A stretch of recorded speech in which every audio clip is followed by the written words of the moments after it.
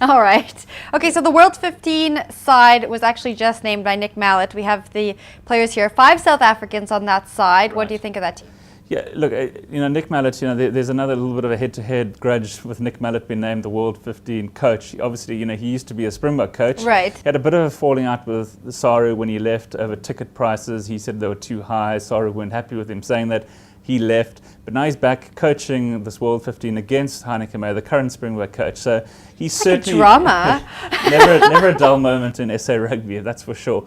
But so he's obviously not going to let his players get rolled over. He's picked the strongest available team to him. Sure, he named a squad. It's been decimated by injuries. Some of his players have actually been called up to the Springbok squad as well. Yeah. So he's had to make last-minute changes. Eventually he had to go with 5 South Africans in his squad, which is not possibly what he was looking for. It becomes very much like a South Africa versus South Africa match, rather than a World 15 versus the Springboks.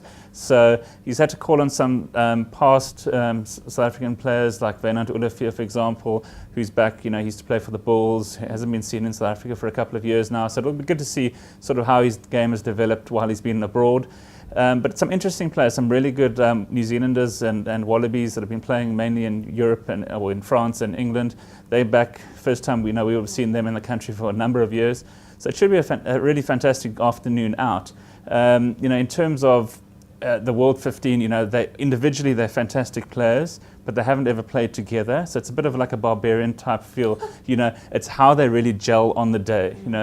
Do they know what the guy outside him or inside him is actually thinking? Is he used to kicking? Is he going to pass me the ball? They'll really have to have stepped up their preparations in practice this week to sort of be on the same page, if you like, heading into this match. Because the Springboks, they certainly won't roll over either. They'll want to entertain their locals.